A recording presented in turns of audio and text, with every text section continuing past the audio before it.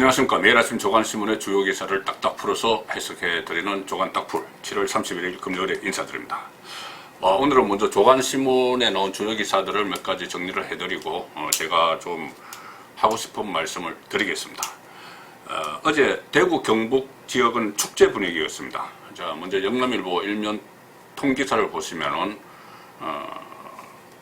통합신공항 대구 경북이 해냈다 이겁니다. 이 통기사입니다. 일면 통기사라는 것은 일면에 다른 기사는 전혀 실지 않고 이 기사 하나만 가지고 완전히 한 면을 다 채우는 그 기사죠. 그 기사로 이렇게 채우면서 어떤 축제 분위기를 전했습니다. 또 다른 언론들, 중앙에서 발행되는, 서울에서 발행되는 언론들도 그렇고 많은 언론들이 이 기사를 주요 기사로 다뤘습니다. 대구에 있던 공군기지 그리고 민간공항을 합쳐서 통합신공항을 만드는 국제공항을 만드는 이것은 대구 경북의 수건 사업이었습니다. 그 경제 발전을 위해서도 그렇고. 그런데 여러 가지 정말 많은 우여곡절이 있었습니다. 4, 5년 동안 여러 가지 우여곡절을 거쳐서 입지를 놓고 입지 선정을 놓고 극적인 타결을 받습니다. 경북 군위의 소보면 그리고 어성군 비안면 이곳이 공동 후보지로 결정을 했다. 그런 소식이 전해진 겁니다. 자, 그 다음에 다른 주요 기사들을 보면은 당정청이 어제 회의에서 3대 권력기관 개편 방안을 발표를 했습니다. 발표를 했는데 방안을 마련했는데 일단 국정원은 대외안보정보원으로 이렇게 명칭을 바꾸기로 했습니다. 지금 박지원 국정원장이 아니고 박지원 대외안보정보원장이 되는 것이죠. 그러니까 국내 정치에서 손댄다 이건 좋은데 이 여러 가지 어떤 국내에서 일어나는 그 정보들을 취합을 하고 또 과거 했던 대로 간첩을 좀 검거를 하고 이런 기능은 완전히 없어지는 것이죠. 그래서 대공수사권 이것은 경찰로 이관을 한다. 경찰이 대공수사권을 다 이관받습니다. 그리고 검찰은 6개 분야 범죄만 직접 수사한다. 이래서 검찰은 힘이 빠지고 경찰이 힘이 커지는 그런 상황이 됐습니다. 여기 대해서 중앙일보가 참 재미있는 표현을 했는데 한번 보시죠. 중앙일보 사면입니다. 국정원 대공수사권 경찰로 갔다. 붕어 낚시꾼에게 고래 잡게 한 것이다. 이런 비판이 나온다는 겁니다. 대공수사권이 경찰로 국정원에서 경찰로 가니 붕어 낚시 정도를 할 수 있는 그런 능력이 있는데 고래를 잡으라고 한다. 이런 비판이 나온다는 이야기입니다. 물론 경찰도 역량을 키우면 되겠지만 지금 당장 이 대공수사에 구멍이 뚫린다 그런 우려가 많다는 겁니다. 그리고 검찰에 대해서는 상급 이상 공직자는 공수처가 수사를 하게 됩니다. 그리고 5급 이하는 경찰이 수사를 하도록 됐습니다. 그러면은 검찰은 4급 공무원만 수사를 해야 되는 상황입니다. 아래 하단에 그런 기사가 나와 있죠. 자, 이렇게 좀 검경수사권 조정 과정에서도 기형적인 좀 비정상적인 이런 조정이 일어났습니다. 또 한동훈 검사장과 정진웅 부장검사 6탄전 이 후속 기사들도 몇 가지 있습니다. 서울중앙지검이 처음에는 한동훈이 공무집행 방해다 이렇게 이야기를 했는데 공무집행 방해는 아닌 것 같아 이렇게 한 발 물러섰습니다. 관련자들 진술을 듣고 관련 영상들로 파악을 해서 그렇게 물러섰습니다. 그리고 그 유심칩 핸드폰 안에 유심칩을 압수수색하기 위해서 그 소동을 피웠는데 유심칩에 별거 없으니까 3시간 만에 돌려줬다. 그럼 뭐하러 그런 소동을 피웠느냐. 이런 정말 어처구니 없는 검찰 행태들도 계속 오늘 후속 보도가 이어지고 있습니다. 또 하나 이런 소식도 있습니다. 한국소설가협회에서 추미애 법무부 장관을 비판을 하고 사과를 요구하는 성명을 발표했습니다. 추미애 법무부 장관이 얼마 전에 국회에서 아들과 관련한 질문이 나오니까 소설 쓰시네 이렇게 이야기했죠. 그래서 소설가협회에서는 소설은 거짓말이 아니다. 소설을 거짓말 라버랭이 정도로 취급하는 이 현실 앞에서 이 땅에서 문학을 융성시키는 건 참 험난하겠구나 하는 생각을 했다. 자, 이렇게 반발을 했습니다. 또 외신기사로는 지금 트럼프 미국 대선이 한창인데 트럼프가 밀리고 있으니 대선을 연기하자 이렇게 이야기를 했다고 합니다. 코로나 핑계를 대서 현실적으로 연기는 안 된다고 합니다. 자, 오늘 제가 드릴 말씀은 도대체 야당은 뭐하고 있는 거냐. 감당이 안 되면 그만둬라. 이 말씀을 꼭 드리고 싶습니다.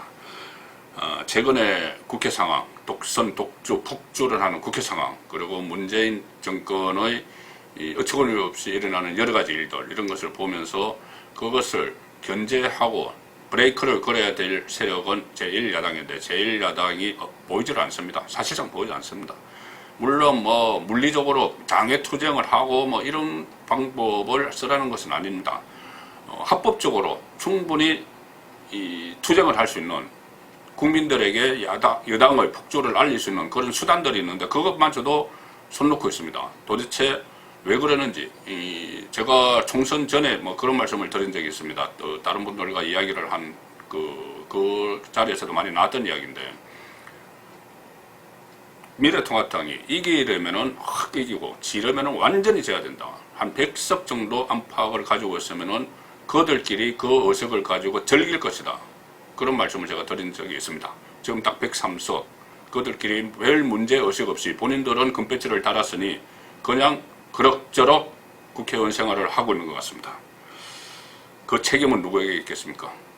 지금 비대위라고 이끌고 있는 지금 비상대책위원회인데 전혀 비상의식, 위기의식을 느끼지 못하는 김종인 비대위 위원장에게 있겠죠. 최종 책임은. 자, 오늘 한국경제신문 일면 탭을 먼저 보시겠습니다. 어제 일어난 국회에서의 어처구니 없는 폭주 사건입니다. 차라리 집 비우겠다, 수도권 전세난민 속출. 자, 한국경제신문이 이렇게 보도를 했고, 많은 조간신문들도 어제 통과된 주택임대차 보호법, 여기에 문제점을 지적을 하고 있습니다. 여기서 이 주택임대차 보호법은 어제 국회 본회의를 통과를 했습니다. 이번에도 미래통합당은 표결해서 그냥 불참을 했습니다. 그 전에 여러 가지 법안을 통과시킬 때도 미래통합당이 퇴장하는 것으로 항의를 표시했는데, 아니 퇴장하면 여당 입장에서는 좋죠, 편하죠. 그냥 기립해가지고 딱딱딱딱 통과시키고 이렇게 하면 됩니다. 근데 어제 이 중요한 법안을 통과시킬 때도 미래통합당은 표결 불참하는 것으로 그냥 우리 반대한다, 이런 그런 메시지를 준 겁니다. 그렇게 하는데 그쳤습니다. 자, 내용은 주택임대차를 계약을 할 때 계약 갱신 청구권제를 도입하고 또 전월세 상한제를 도입한다, 이런 이야기인데, 이 법안 내용 자체에 대해서는 뭐 임대인, 임차인별로 다 생각이 다 다르겠죠. 여러 가지 이해관계는 좀 다 엇갈리는데, 문제는 뭐냐면은 여당이 이 법안을 심사도 제대로 하지 않고 통과시키는데, 그리고 이 본회의 통과시켜서 정강석가처럼 시행을 하고 있는데 야당이 아무런 역할도 못했다는 겁니다. 조선일보 일면에 이 점을 지금 지적을 하고 있습니다. 상정 이틀 만에 시행, 이런 법은 없었다. 법안이 보통 시행이 되면은 표결을 심사를 하고, 국회에서 심사를 하고 표결을 하고 국무회의에서 심의 의결을 하고 그 다음에 공표 기간을 갖고 이런 절차를 거치는 게 정상입니다. 그런데 이것은 지금 이것은 결국 부동산 정책 실패를 만회하기 위해서 막 가속으로 입법을 막 해서 시행하는 것이죠.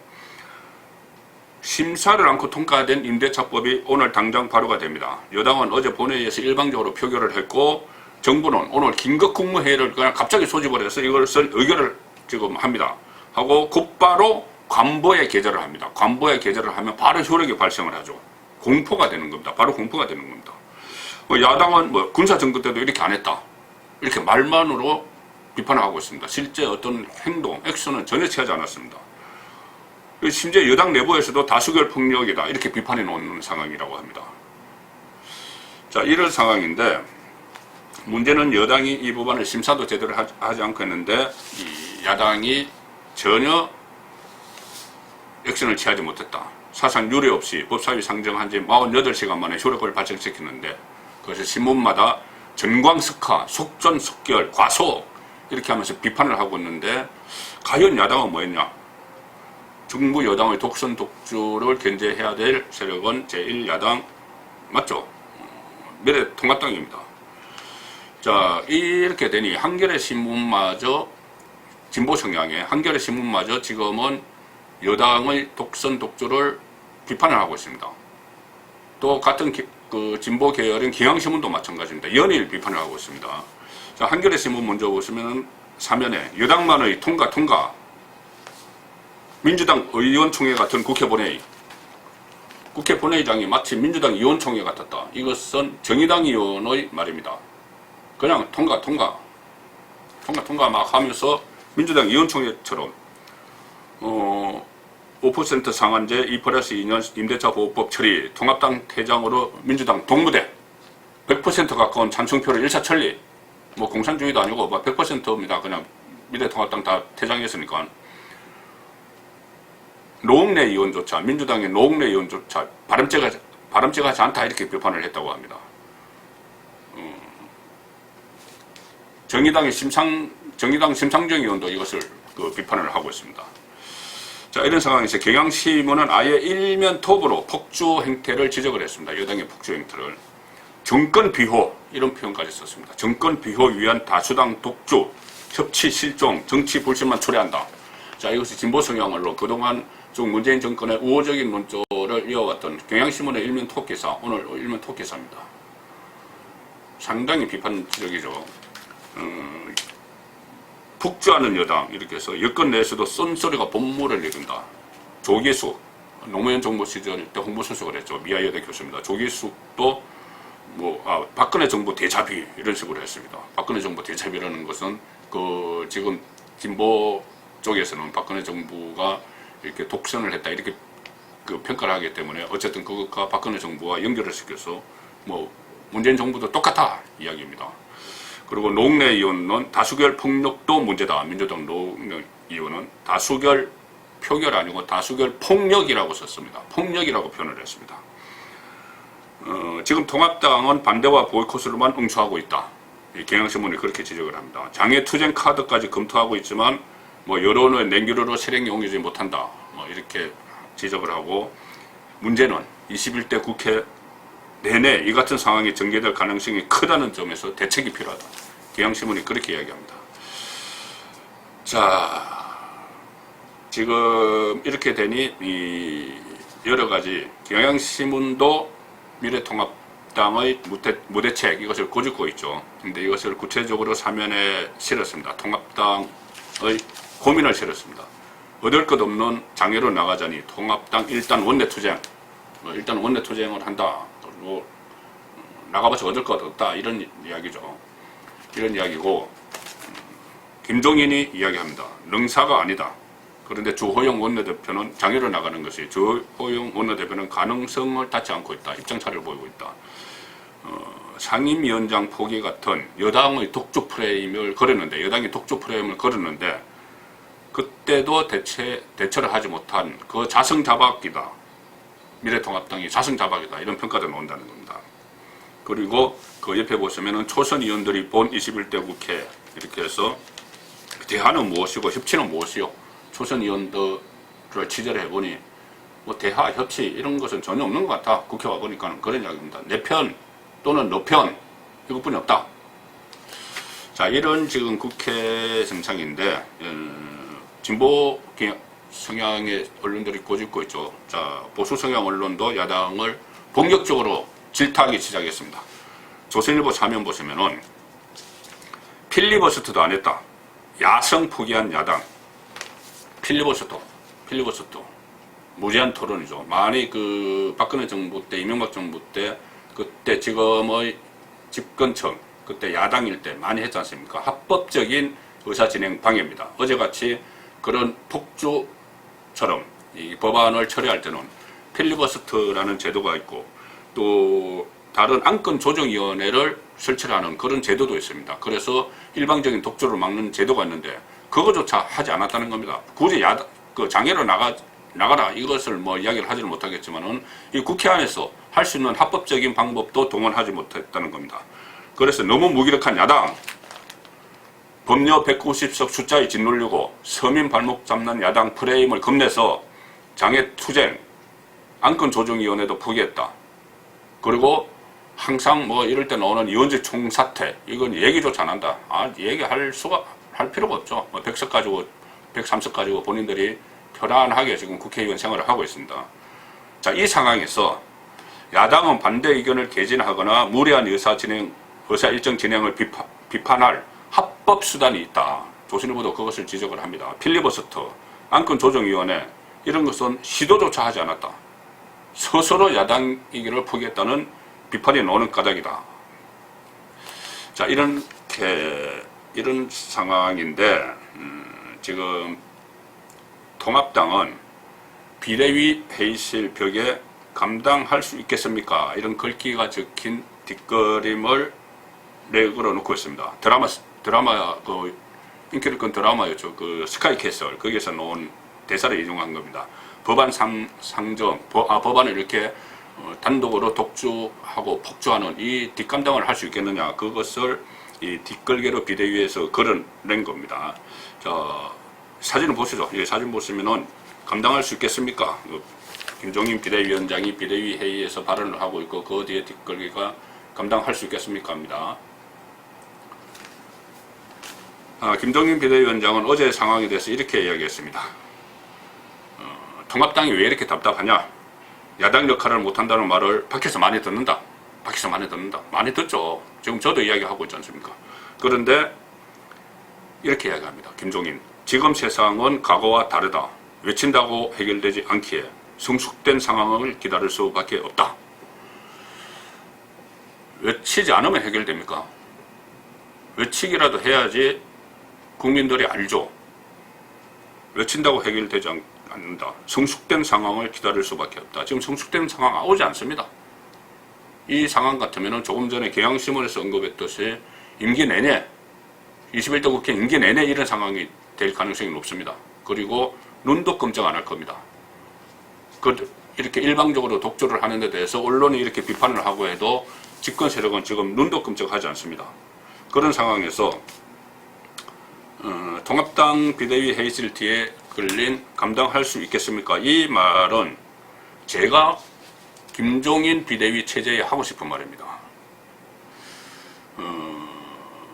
과연 지금처럼 이렇게 대처를 해서 합법적인 의사일정 방해 수단도 있고 여러 가지 수단이 있고 또 장애 굳이 뭐 뒤에 이 광화문 쪽에 지금 코로나 시국에 나오라는 말은 아니더라도 그래도 국회 안에서라도 좀 이렇게 좀 농성도 하고 기자회견도 하고 매일매일 의원총회를 열고 매일매일 의원총회를 열어서 막 토론을 하고 그래서 국민들에게 알리고 그렇게 하면 언론이 안 실을 수가 없습니다. 매일 의원총회 그냥 밤샘 의원총회를 하더라도 하든지 여러 가지 그 합법적인 방법도 있는데 그냥 무기력하게 무능하게 무대책으로 일관을 하고 있는 그 모습이기 때문에 제가 드리고 싶은 말씀은 김종인 비대위원장 과연 이 상황을 야당 비대위원장으로 감당할 수 있겠습니까? 이런 말씀을 드리고 싶고 그렇다면 대책 어떻게 할 거냐? 저는 비대위 지금 뭐 해체해야 된다고 봅니다. 4.15 총선에서 패배하고 나서 비대위 우여곡절 끝에 뭐 임기를 뭐 내년 4월 7일 보궐선거까지 재보궐선거까지 보장받으면서 선출되지 않은 대표 역할을 하고 있는데 차라리 지금이라도 조기 전당대 조기도 아니죠. 지금 전당대 열어서 새로운 체제를 출범을 해야 됩니다.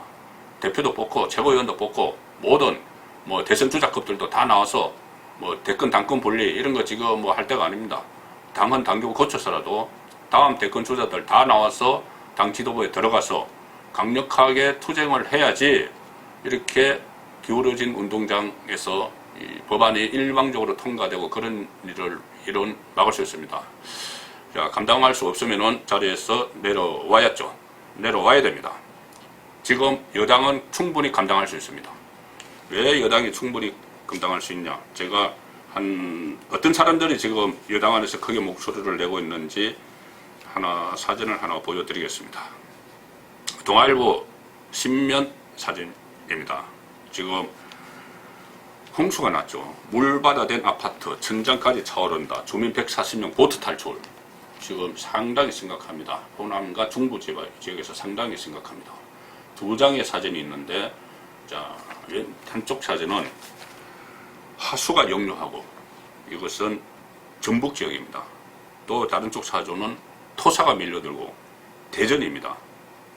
대전 부사동의 한 주택가에 토사가 밀려들어와서 복구 작업이 진행되고 있다. 그리고 희생자까지 있었죠. 자, 그런데 그 옆에 기사를 보시면은 제가 하늘색으로 칠해놓은 기사입니다. 지역구 대전 물난리 뉴스 앞에서 웃는 황운하 논란. 황운하 전 경찰청장 지금 울산 그 시장 선거에서 하명 수사 의혹으로 울산 경찰청장 할 때 하명 수사 의혹으로 기소가 돼 있죠. 그리고 국회의원이 됐습니다. 지역구가 대전입니다. 대전인데 이때 사진을 보시면은 여당 그리고 열린민주당 범여당이죠. 여당 의원들끼리 모임을 가지면서 활짝 웃고 파이팅까지 외치고, 그런데 그 뒤에 TV 뉴스에서는 대전 물난리 소식을 전하면서 이렇게 되어 있습니다. 검찰개혁 공부 모임에 참석한 더불어민주당 황운하 의원이 TV에는 대전 침수 아파트 한 명 심정지 이런 문구와 함께 침수 피해 소식이 보도되는 시점에 다른 참석자들과 함께 환하게 웃고 있다. 참석자들은 민주당 이재정, 김성원, 박주민, 열린민주당 최강우, 김용민, 또 민주당 김용민, 황운하, 김남국. 자, 이렇게 지금 집권 세력에서는 독선, 독주, 폭주를 하고 또 그들만의 기득권을 쌓아가고 있는 이 상황입니다. 이 상황에서 전국의 운동장은 완전히 기울어졌고, 그러면은 야당에서 제 역할을 해야 되는데 지금 야당이 이 상황을 감당하지 못하고 있으니 감당할 수도 있을 그런 세력들에게 야당의 지휘봉을 넘겨야죠. 그것은 곧 조기 전당대회를 열어서 가능한 모든 인력이 다 출마를 해서 거기서 선출된 사람들이 다시 한번 야당을 재건하는 그런 길밖에 없을 것 같습니다. 7월 31일 금요일 조간 딱 풀이었습니다.